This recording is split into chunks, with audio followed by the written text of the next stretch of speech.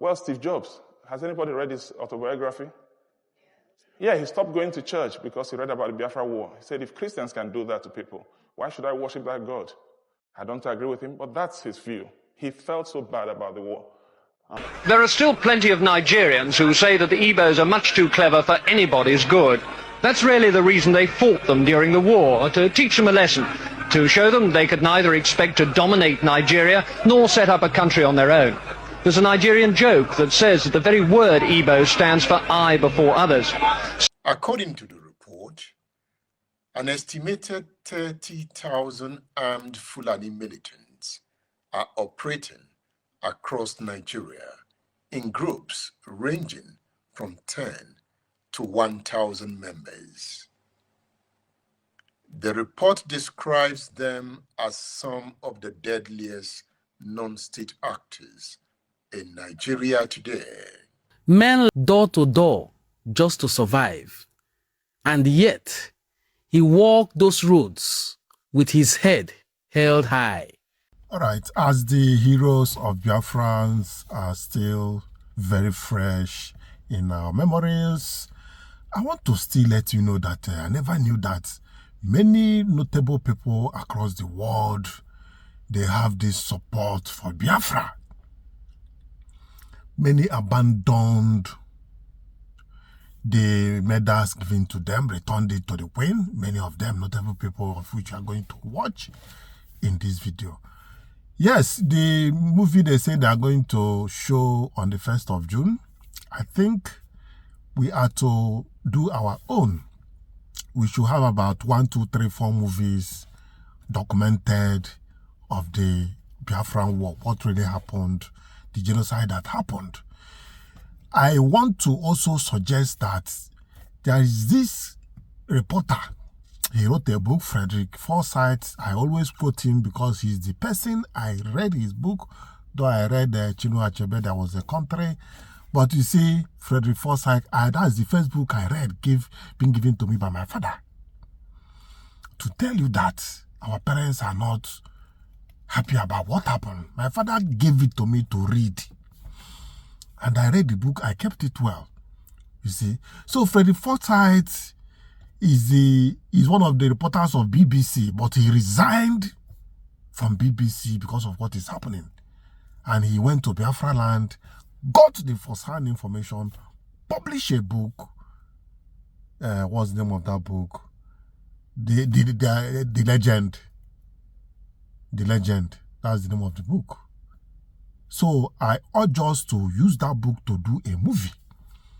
That movie is going to sell and is going to tell our story better. There are other books, but the one I'm sure of is the one I am mentioning. In addition to that, we were told earlier by Joseph Okechukwu that he foresaw civil war if certain things occur. Now we are having another prediction from a notable person. You all know him, maybe very few that you don't know him, Edmond Obilo. He's the person that dig deep into political affairs, history of Nigeria. In fact, he gave that same prediction that civil war is looming.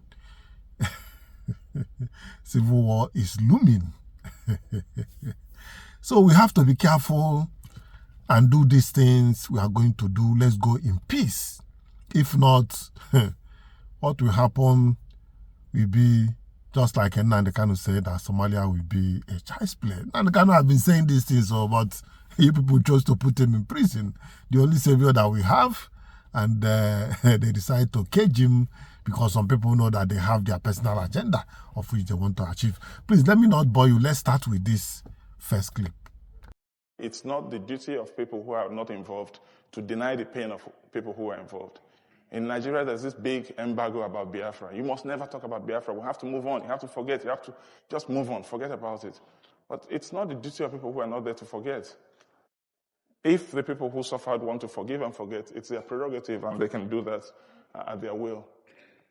Well, Steve Jobs, has anybody read his autobiography? Yeah, he stopped going to church because he read about the Biafra War. He said, if Christians can do that to people, why should I worship that God?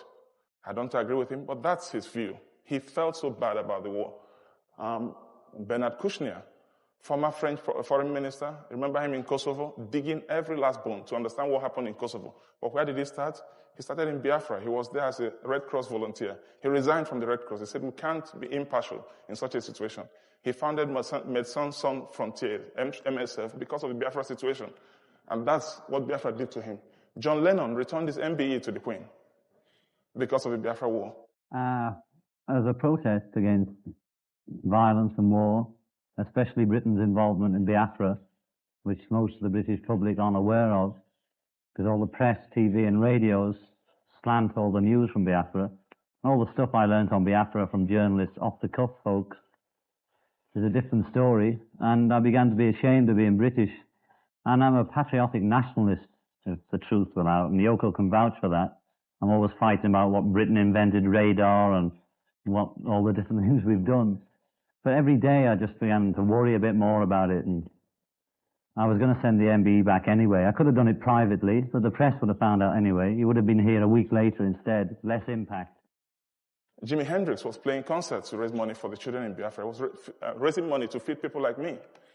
I would have died if those flights hadn't come in. 3,170 flights in 3 years that came in with all the food we wanted because there was no way to feed Biafra. And of course, part of the war strategy was to starve and kill everybody.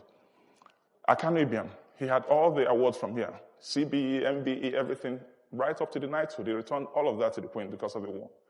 If you came away from some of the earlier tragedies of the Biafran War and some of the wars in Africa and the AIDS things I photographed, there wasn't enough darkness. The next piece is also by Alex Baranovsky. It's called Biafra, and this was actually written for a documentary which just came out at the beginning of this year.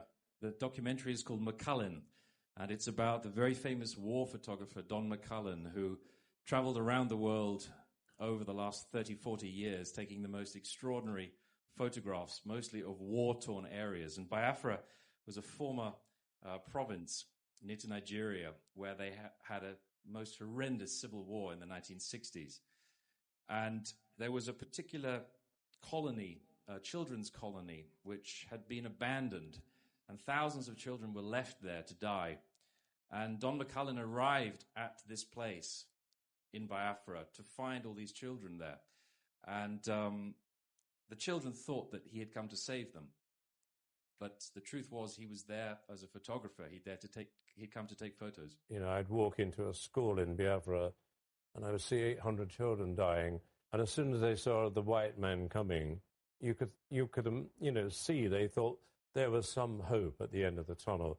And what did I bring them? I brought them 2 Nikon cameras around my neck. And I saw these children dropping down and dying in front of me. And, you know, we live in a world now where the media isn't that particularly interested in the real tragedy in our lives. Do you feel that? I'm convinced it is. And it was something that he just never really got over, never really recovered from. And Alex wrote this particular piece based on that, and it's in the film, which is the most extraordinary documentary. I would urge any of you to go and see it. It's just out, and it has picked up 2 BAFTA nominations, in fact, just recently. So this is Biafra by Alex Baranovsky. You see, that's why this social media has changed a lot of things, and people are becoming aware of so many things that they don't know. If not of social media, people will not know that even Steve Jobs of Apple, you know, he's also showed his resentment towards that of the genocide that was, conducted in Biafra land. Well, I want to also bring this clip to you about Edmondo Bilo, the one I said earlier, that civil war looms if things did not, go the normal way it's supposed to go, because the government cannot protect the citizens with what is happening. And I saw a clip. I suggest that clip where those people that was kidnapped in Kwara State and they have been buried. I saw that very, well, that is it. Clip coming from Edmond is so powerful that you need to watch it and read it in details. Yes, but before you go into that, let's have a minute silence for those that lost their lives.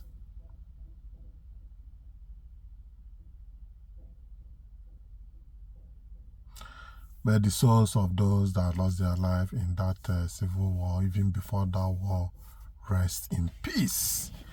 Amen. Let's go. Hello.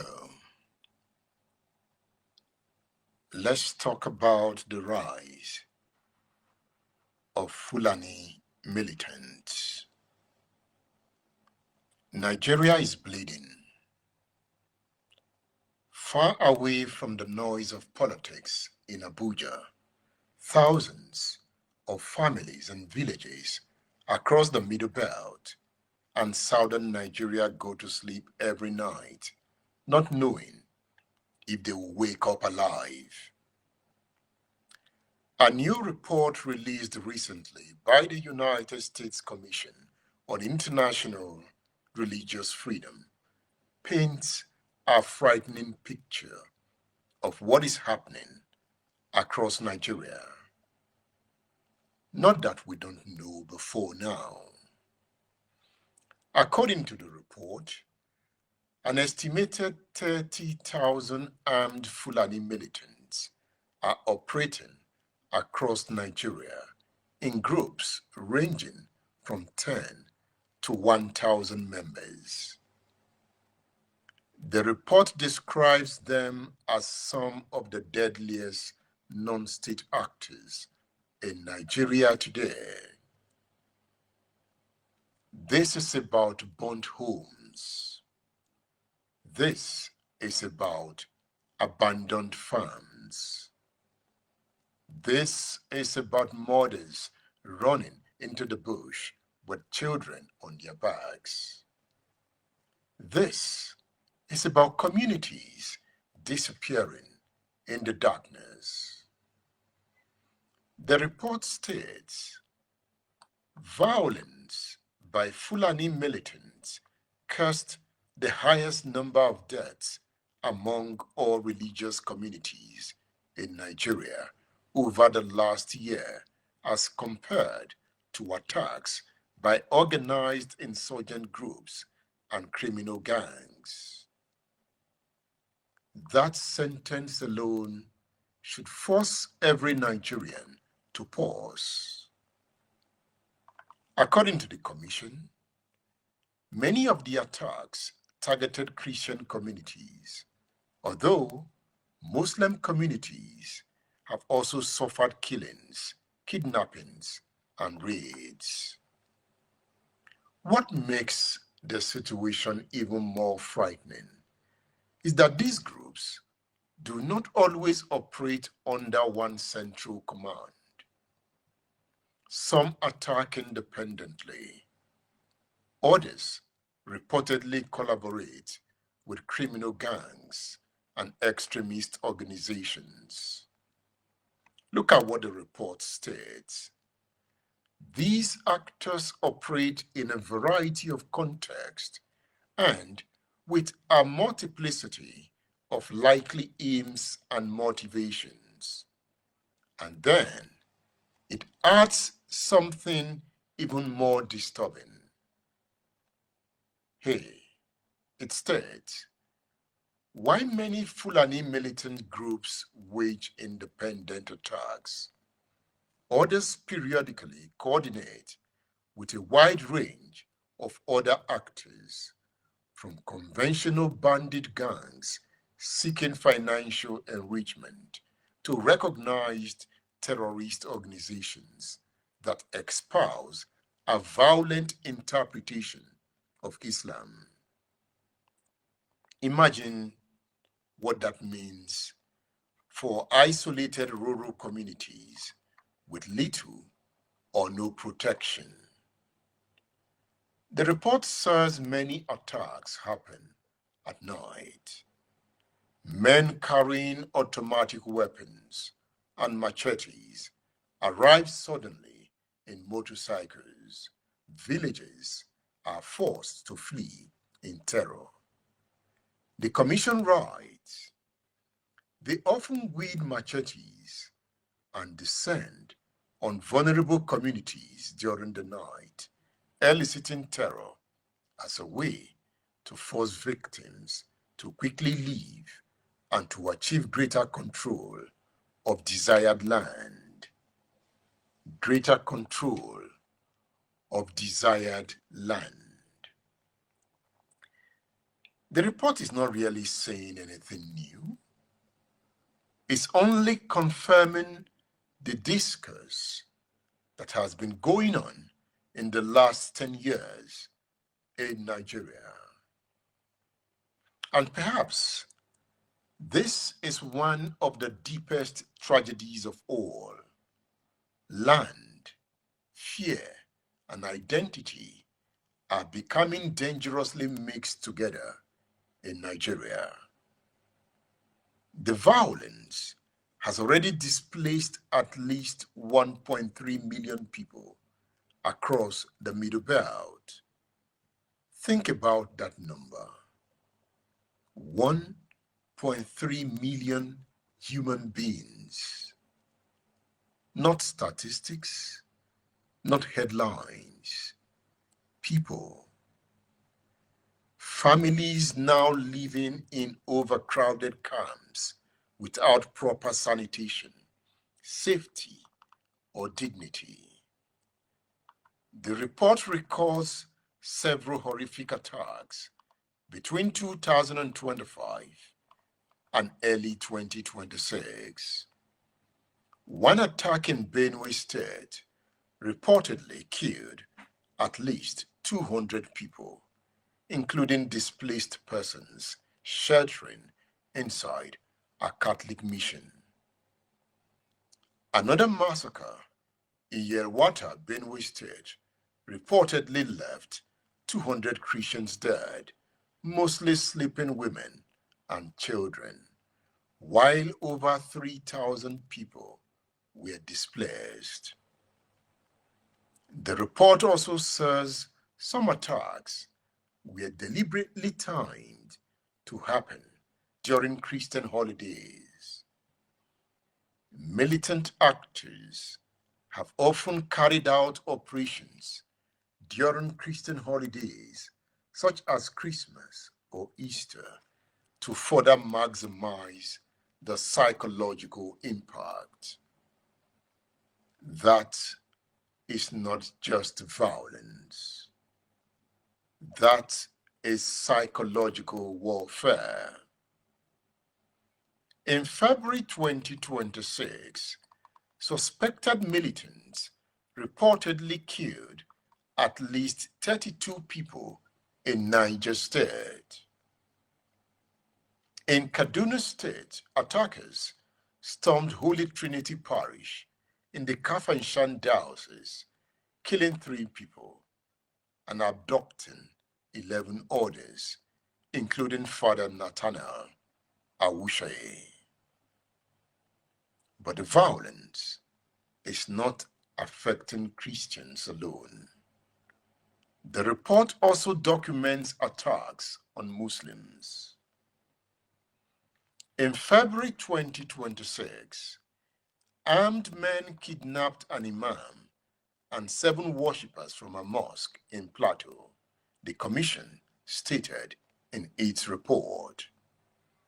And this is why the crisis must not be reduced to simplistic slogans or tribal anger. Nigeria is dealing with overlapping problems: religion, land disputes, weak governance, criminality, environmental pressure, and extremism, all feeding into one another. The report itself acknowledges this complexity. It reads, some observers have argued that environmental and economic factors are the driving force behind Fulani militants' acts of violence, while others have suggested that these actors are engaged in a concerted campaign of outright genocide against non-Muslims.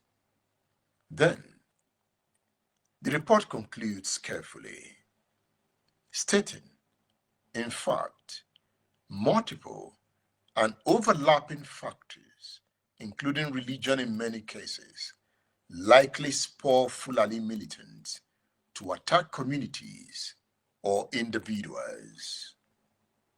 But perhaps one of the most painful parts of the report is the feeling among Nigerians that the state is absent. Victims have long reported that security forces are consistently slow to respond to attacks on their communities. That sentence carries the frustration of countless Nigerians who feel abandoned. The report says that some Christian groups even accuse security agencies of favoring Muslim communities during investigations and security operations. What a time to be banned. Meanwhile, the government says it is trying to respond. Is that a familiar language? Some governors have launched ranching initiatives to reduce clashes between herders and farmers.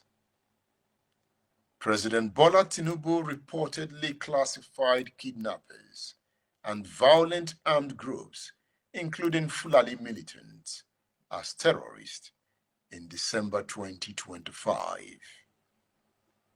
Security operations in early 2026 reportedly rescued 3,000 hostages and led to arrests and killings of suspected militants.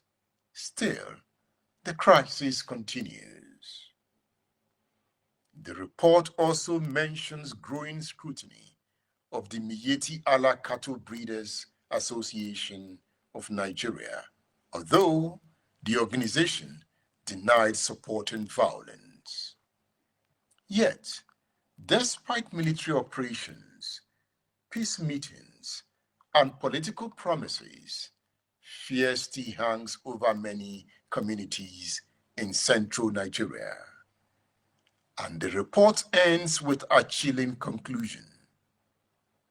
It states, as a result, central Nigeria remains entrenched in an intense, daily, and seemingly perpetual crisis of insecurity.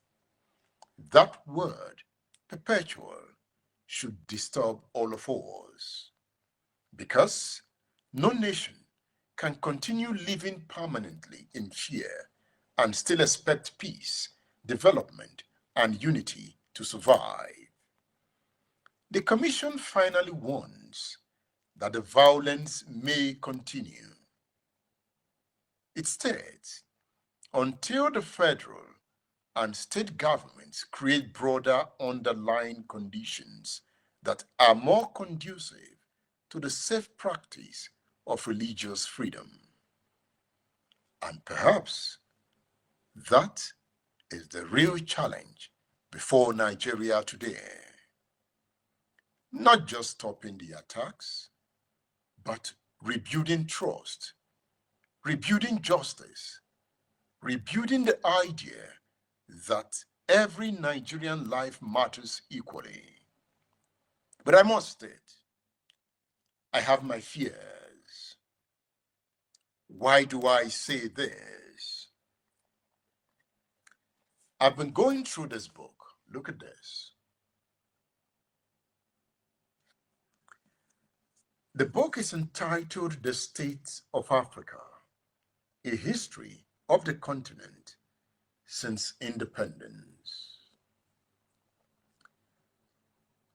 The book gives a detailed account of the war in the Congo. In this book, Martin Meredith gave us detailed account of the war in Sierra Leone. In this book, you'll find a rich detail of the Liberian War. Why am I mentioning these wars? They were wars triggered by ethnic disaffection. And the Fulani militant uprising in Nigeria might trigger a counterattack from other ethnic groups. That is my worry. And we must check it.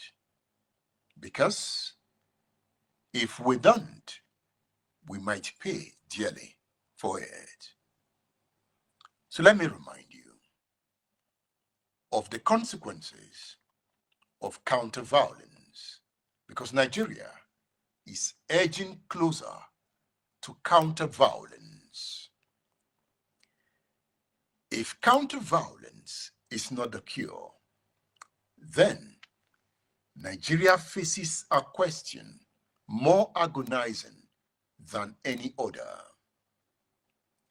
How does our people stop the violence that begets counter-violence without becoming the very engine of its own destruction?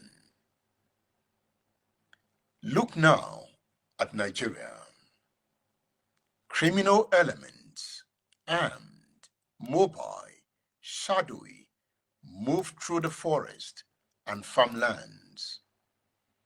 They call themselves many things, but Nigeria knows them by the name of an ethnic group, the Fulani.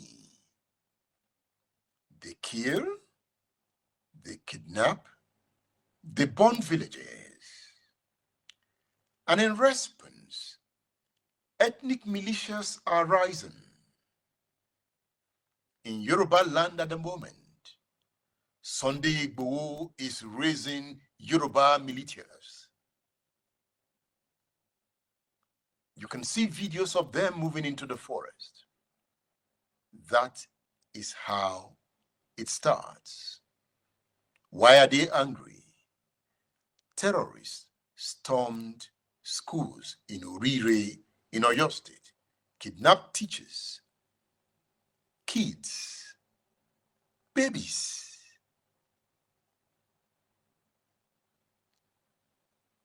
The Berom fortified their hills.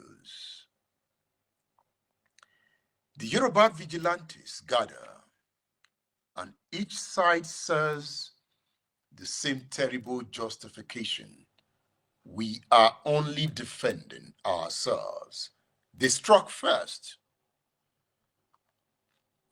Let me remind you of July 1966 all over again.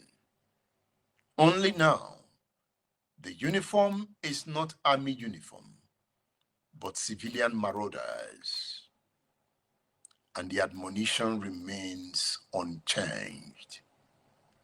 The nation that cannot distinguish between the criminal and the king is already lost. When a Fulani bandit kills a thief farmer, the thief farmer's son does not see a criminal. He sees a Fulani. When the thief militia retaliates, burning a Fulani settlement where no bandits live, the Fulani header's daughter does not see vigilantes. She sees thieves, and in that moment, the actual crime, the original act of banditry, becomes irrelevant. What matters now is identity. What matters now is blood.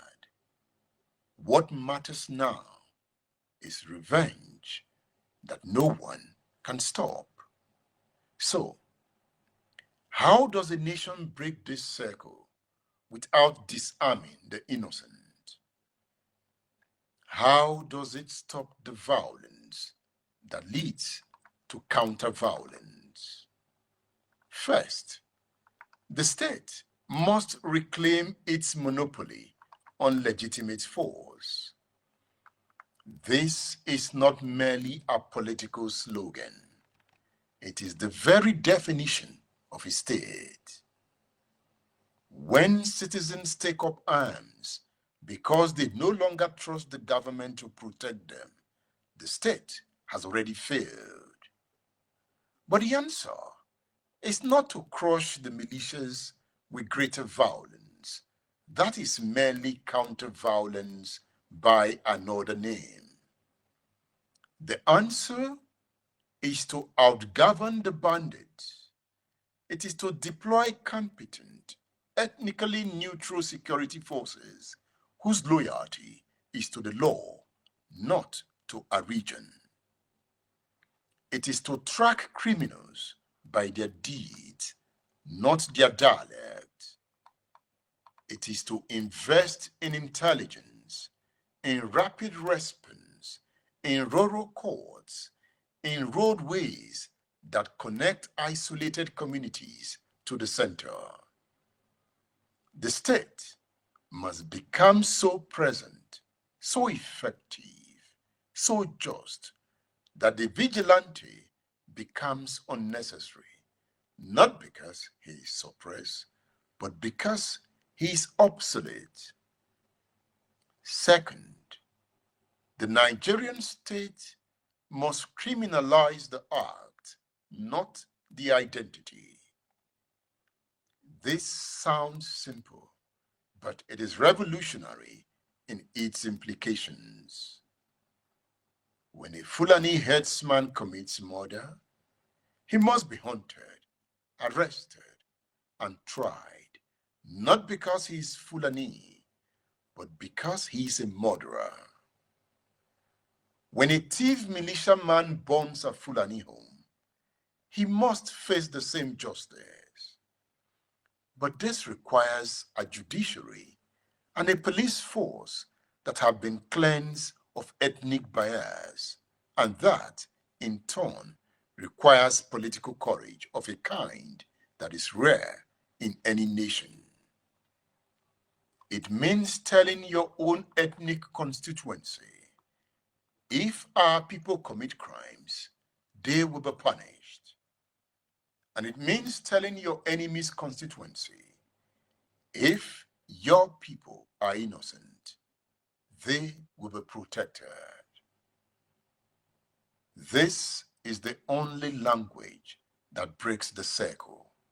Everything else is just war by other means. Third, and most difficult, the Nigerian state must address the ecological and economic roots of the violence. The Fulani bandits are monsters, no doubt, but they are also men whose traditional grazing routes have been blocked by farms, whose cattle have been stolen by climate change, whose youths have been radicalized by poverty and neglect. This does not excuse their crimes. Nothing excuses kidnapping and murder. But to fight only the symptom while ignoring the disease is to guarantee that new bandits will rise as fast as old ones fall. The Nigerian state must invest in ranching, provide alternative livelihoods, and build trust across the herder-farmer divide. This is slow work. It is unglamorous work. It does not make for dramatic headlines, but it is the only work that ends the circle permanently. Because if we go fire for fire, Nigeria will plunge into a deadly civil war. It is coming if we don't manage it. Fourth, Nigeria must refuse the seduction of collective guilt. This is the hardest lesson of July 1966. Remember, after the first coup, Northerners blamed all Igbo. After the counter coup, Igbo blamed all Northerners, and 1 million died in a war that ensued. So today, when a Fulani bandit kills, the temptation is to say the Fulani are killers. When a thief militia retaliates, the temptation is to say that the thieves are savages. But these are not truths. They are suicide notes written in the grammar of ethnicity. A nation that succumbs to collective guilt has already chosen civil war, and it is merely waiting for the march. The only alternative is to insist relentlessly, publicly, even against the tide of grief and rage, that a criminal is a criminal, and a civilian is a civilian, and no one is guilty for the sins of their ethnic sibling. Fellow countrymen and women, the Nigerian state must learn to distinguish between defense and vengeance. Defense is the militia that stands at the edge of a village and repels an imminent attack. Vengeance is the militia that crosses into the next valley and burns a sleeping hamlet. One is the right of every human being. The other is the path to July 1966 and to every massacre that followed. The state must defend the first while prosecuting the second. And communities must learn to demand protection without demanding blood. Note, you cannot stop the circle of violence by choosing a side within it. You can only stop it by stepping outside of it, by refusing to let the criminal define your enemy, by insisting that justice is blind to ethnicity, and by building a state so strong in its fairness that no citizen feels the need to become a vigilante. This is harder than revenge. It is slower than rage. It requires patience, trust, and a kind of moral courage that is rare in any generation. But the alternative is not victory. The alternative is an endless July, month after month, year after year, each counter-violence birthing the next, until Nigeria becomes not a nation, but a graveyard of good intentions. And the only epitaph reads, "They struck first, so we struck back, and then we all died." Break the chain, not with a bigger gun, but with a better nation. A word is enough for the wise. Thank you for listening to me. I am Edmund Obilo. Yes, yeah, welcome back from that clip. I tell you that it's just about the fear of Igbo man. They thought that Igbo man is very smart, of which the British themselves, they know this. So it just, that war, they fought it with anger, that Igbos are very smart, that let us bring them down. We are bringing them down. Because I will show you a video that, the presenter said all these things. In that video, he even mentioned that there's a popular saying then that Igbo stand, that then the British call it Igbo, but the real pronunciation is Igbo. I before others. That's the mentality, but it's just natural with Igbos. Igbos are not like others. That is the truth about that. So the earlier, the better you accept it or let them be and grow on their own. Yes, let's watch this documentary that explains so many things that happened during that war. Very, very, unfortunate and unavoidable war. That those people that lost their lives can never be in vain. That is what I know for sure. Let's go. They came home to ash, to rubble where their cities once stood, to silence where their children used to play. This is what defeat looks like. It was not just a war. It was a systematic dismantling of a people's dream, a dream called Biafra. And when the guns finally fell silent in 1970, the world expected the Igbo people to disappear quietly into the ruins. They did not. Soldiers door to door just to survive. And yet, he walked those roads with his head held high. I have proved that I can do anything, he said, in any circumstance, against any desperate odds.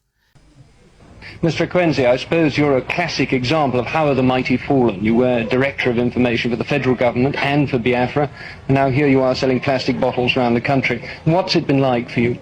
Well, I don't regard myself as an example of the mighty fallen, if that's the classification. The real thing is that at the end of the war, everybody started from scratch, and nothing was too menial for anyone to do in order to raise the most difficult commodity to find at the moment, which is money. And it takes a certain amount of courage to be able to do what people do not expect you to do. And I think I've proved the point. I have proved that I can do anything. And many people regard me as an example of the Igbo man who can do anything in any circumstance to fight. The refusal to surrender, the sheer unbreakable will to rise, those became the tools of resurrection for Igbo. There are still plenty of Nigerians who say that the Igbos are much too clever for anybody's good. That's really the reason they fought them during the war, to teach them a lesson, to show them they could neither expect to dominate Nigeria nor set up a country on their own. There's a Nigerian joke that says that the very word Igbo stands for I before others. Certainly the Igbos are competitive and aggressive. The merest look around the market here tells you that. But these are the very qualities they need to recover from the war. No one who was in Biafra during the fighting can doubt the Igbos' ingenuity, their sheer ability to get things done. The Commissioner for Economic Development here says the Igbos can't really expect to be like the Germans and Japanese, to emerge even more prosperous from the ashes of war. All the same, it could happen. It's already said that the Igbos will reach their pre-war level of economic activity by the end of next year. So though they may be down, the Igbos are definitely not out. The federal government, headed by General Gowan, required all foreign service officers of Igbo extraction to take oath of allegiance to the federal government. And I refused to take the oath of allegiance to the federal government. You refused? I refused because I said that at that time, the pogrom in northern Nigeria, the killing of Igbo people in northern Nigeria and the exodus of Igbo people from Lagos and other parts of Nigeria back to the east, I expected the federal government to condemn those killings. And not only to condemn them, but to take action to stop the killings. It didn't do that. And I said to myself, there was no reason why, in good conscience, I could swear an oath of allegiance to the federal government. No outside hands helped to rebuild what was destroyed in Igbo land. The Igbo rebuilt it themselves. Today, 30th of May, 2026, we do not gather to mourn in silence. We gather to remember with fire. We remember the mothers who fed armies. Still standing. Biafra Heroes Remembrance Day, May 30th, 2020. First set of people to see the video. My name is Prince Onwadenim Ngozi Chukwuka Fortune. I will see you in my subsequent videos.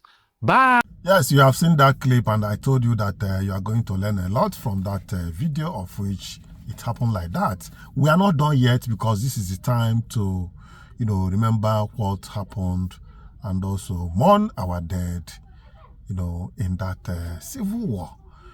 Yes, having said this, you guys remember the popular Asaba massacres. Everything is there up to today. The monument and their list is there.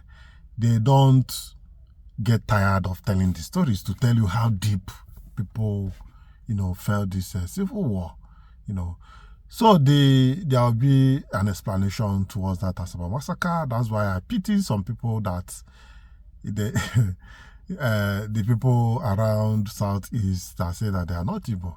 Because once you step outside this vicinity, you are more Igbo than the people in the Southeast. And if there's anything, they will target you. I brought you a video the other time, one guy lamenting about that. Everybody is talking about unity. Let's unite and know where we stand, so that we know our common enemy. So these people were, dealt with. They were finished totally. In fact, well, God knows the best. Let's watch. The future is better. Let's watch. Sharing part of my mother's story from the Biafra War, the Nigerian Civil War, and I'll be reading as her voice. Nigerian troops snuck into Asaba and camped at St. Patrick's College. A series of shell explosions, and my mother suggested we run to her brother's house. Her brother, Oba Madre, one of a few people in Asaba, with a large secure gate. A multitude of people were on the run as well. It was chaos. People were running to different directions. We ran for about 4 miles when we stumbled upon a troop of soldiers in a pickup van. They yelled something in Hausa language, pointed their guns at us, and rounded us up for St. Patrick's. On arrival, it seemed as if the whole Asaba town was there at St. Patrick's. At this point, my mother's state of panic had started showing on her face. She kept scanning the faces of the crowd, maybe hoping to see my second elder sister, Udeka, and my younger brother. They had gone to visit an ill relative. It all felt like a dream, especially when we had spent days and months at St. Patrick's, what we call the civilian camp. Food was rationed, we couldn't wash for days on end. Suddenly, all women and girls were separated from the men. The women were taken to St. Joseph Mission near Nekab, while the men and boys were left at St. Patrick's College. We hadn't seen my brother yet. We hadn't walked a mile when somebody yanked my hand away from my mother's and butted his gun on my buttocks. I winced. I couldn't look the soldier in the eye. "Follow me," he said. My mother pleaded with him to take her instead. He ignored her and dragged me out of a crowd. I didn't think twice. I took off. I ran as fast as I could, even as I prayed that he would not shoot me. He didn't shoot. I ran into what seemed like a forest. I didn't know where I was running to, but I knew I had to escape. After I covered a good distance, I stopped. I was out of breath, but cautious. The explosions were relentless. In spite of the shelling, I ran into a boy and a girl, perhaps siblings, who were so carried away by the sight of a fighting jet that they waved at it in awe. I looked up briefly too, but when I stepped on a corpse, I took off running again. My eyes welled up with tears. There were dozens of dead people across the paths I ran. When I heard a loud chant of Mankumansu, Kashesu, Nyamere, not wanting to be discovered, I ran to a tree and stood still till the chant subsided. With my eyes still welled up, I noticed an older woman beckoning at me to come. I wiped my eyes to be sure I was seeing a human being. She persisted. I ran to her and she ignored me. And she guided me to a thatched house. The house was filled with women. To my utter surprise, my sister Udeka was there. She said that she left my brother at our relative's place. We clung onto each other, talking loudly. The women told us to be quiet. The largest woman in the room asked us to sit on the floor. I was whispering about how I escaped from a soldier when a rumble of explosions and shelling erupted. I kept quiet. The large woman assured me that I could talk, but not too loudly. With more shelling explosions, everywhere was quiet. Then a shell explosion ripped through the distance, but it had pierced through our roof and landed on the large woman's left hand. Half of her hand was on the floor. The stump that was left of that hand was gushing blood. Instantly, a pool of blood settled around her feet. Two women tore off the edges of their wrapper and tied the bleeding hand. They wrapped the arm firm and held it up. The bleeding reduced but never stopped. That was enough incident to make us decide to find our way to St. Joseph. Wide-eyed, I clung to my sister, even as I whispered to her about how worried our mother must be about my brother. She told me it would be all right. Because we had been hiding, it was decided that we find a way to sneak back to St. Joseph, because if we were caught as escapees, we might be executed. We were barely at St. Joseph premises when a short, chubby woman called my name. Are you not Wansokansube? I didn't answer. They have been dragging your mother and your sister around the whole town, threatening to kill them if they don't find you. A whelp escaped from my mouth, but Udeka placed her hand on my mouth. The lady volunteered to take us to where they were kept with the soldiers watching over them. I hurried to them, but before I could collapse in their arms, 3 soldiers grabbed me. One slapped me. Another slammed his rifle on my breast. So you can run, he said. He cupped my breast with a smack. You can run with these big things, he said, jiggling them. However, another, the tallest of them, told him to stop. He had called him Peter and I was surprised at his reaction. They bragged about how they have had many girls, even those that willingly offer themselves to save their families' lives. But Peter told them to hands off me and my family, that we were his. They teased him about how greedy he was. He wanted 4 women all to himself. He pointed his gun at us and promised to teach us a lesson. Then he walked us to a deserted area. I could hear the screams of women pleading for mercy. Goosebumps spread all over my body and I remembered why I was bent on escaping. I tried to swallow the pain on their behalf, but a lump of saliva stuck on my throat. That might be my fate, my sister's and my mother's.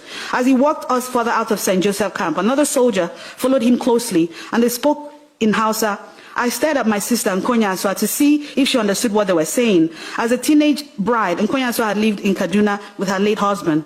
She could understand the language and spoke it fluently, but she frowned at me. My mother broke down and pleaded with them to let her see her son before they killed him.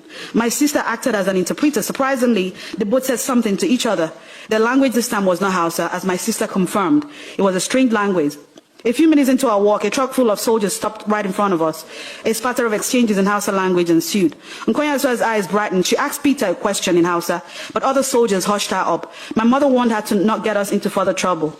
Nkonya Aswa revealed that the elders of Asaba had called for an end to the violence, and the Nigerian side had invited all men to Obosowe for peace talks.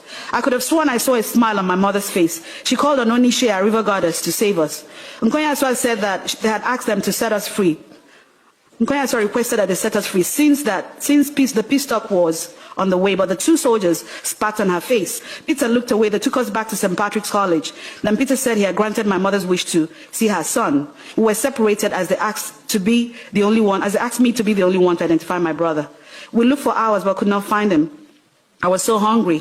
I begged Peter to find me something to eat, but he asked me to choose between finding my brother or something to eat. We were heading to the last building that we hadn't searched.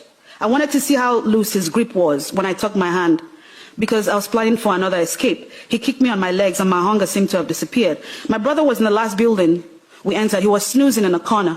I screamed as soon as I saw him. We hugged each other, but the soldiers separated us. They took us back to where they left my mother and my sisters, then headed to one of their bays at Umuago. They had forcefully taken the Onyawa family home, as they did with many other homes. We were shoved into a room and locked up. We were there but lost touch of time. However, Peter was faithful with bringing us food. But we had only a bucket to urine and shit. So most times the stench was unbearable. My mother was the only one allowed to take out the feces. When my sisters and I bled during our periods, our wrappers were soaked with blood. Our bloody wrappers were not the least of our problems. On the day Peter asked us to come out of a room, the air didn't smell fresh. Corpses were littered all over the landscape. I felt a lump of vomit in my throat. Vultures competed with jet planes in the sky, while some vultures hovered, many jabbed at bloated human flesh. We were in a state of confusion and shock, unsure of what Peter wanted to do with us. We were taken back to St. Joseph, where we were told that the call for peace was a ruse to massacre men and boys above the age of 10. I have only 1 minute, so I'll just sum up what I have left. My mother was kidnapped with her family or taken captive by the military man who happens to be my father because he had seen her and he liked her. And he didn't reveal all of this to them until the war more or less subsided or moved eastward. So at the end of the story, what my mother ended with was that when the Niger Bridge was blown up by Biafrans to prevent the encroaching Nigerian soldiers, it was said that Onishe helped Asaba people to prevent the soldiers from coming back, because for every boat that was crossing, she stopped and beckoned at them to keep coming forward to her, but the boats were sinking, so that the Nigerian soldiers were forced to find another route to the east, but not through Asaba. I think they headed north or south, as she said. So that's the end of my story, and thank you for listening. Yes, God will help us in anything we are doing that is justifiable. People have been calling out on the religious leaders of recent.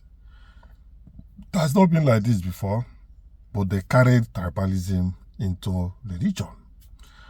And we will not say all these things and keep quiet. We must talk. Let people know that people are watching them. During good luck, they came out and protest. Now everybody kept quiet, even to condemn what is going on, though some courageous ones are also saying it. You cannot tell us to keep praying. Meanwhile, the need for something requires, physical action, money involved, because probably they don't want to spend money to take care of their congregation. The congregations that are being threatened, they cannot take care of them. The only thing that they will tell them is to pray and pray. When it's contribution, they will bring contributions to them. I hear. Well, let's watch this, our friend, on what he has to say in that regards. Don't miss any part of it. Vital. Let's go. If you are non-Muslim, this message is for you. Especially the stupid and foolish Christian out there, where they no get sense. And those traditional rulers, where they no get sense. All of you will be babalawo. Where una dey practice traditionalists. This message is for you. Don't stroll. Watch this video before I now tell you what the message is all about. To the Western leaders, your time is up. Your borders are fading. Your disease is being sucked out, and the unity of the Islamic Brotherhood is taking form. The sons of Islam have already pledged that this battle is a battle of either victory or martyrdom. We reject your flags, and the call for jihad has started, and it won't be long before it is you that will be feasted upon. If you're a non-Muslim, maybe you're a traditional worshipper, you're a Buddhist, name those religion where we say they don't be Muslim. Especially my Christian brothers and sisters, those stupid ones among us, those one we no get sense, those coward one among us. And one thing you should know is the number one problem what we get as a Christian is our religious cleric. Those head what we get as pastor, GO, all of them, they are the major problem we have. It's not even the Muslim.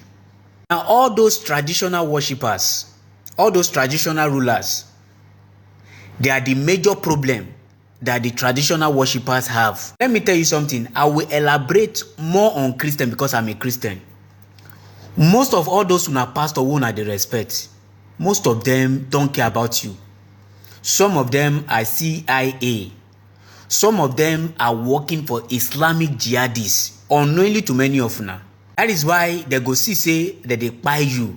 Them they civil, they go around with body guys, but they will be telling you not to fight, to keep peace. They cannot sponsor you to self-defense yourself. They cannot tell you truth about safety. They go only tell you say Jesus Christ go protect you, whereas them get bodyguard. Like I always tell you people, my own kind of Christian, I am Jewish Christian, and thank God that there is some Jesus Christ family that was not stupid, because Jesus Christ himself said Sell your coat, sell your agbada, use and buy weapon, use and buy AK. You can find that in the book of Luke 22 verse 33. The reason why he passed that message is because he knows a time like this will come. That is why he advised Christians that sell your agbada, sell your cloth, sell your suit, use them, buy AK, use and buy missile, use and buy weapon, use and buy sword, use and buy things wey go protect you. So those of you Christians that believe, oh, these people, we no need to judge all of them. They are one, they are the same.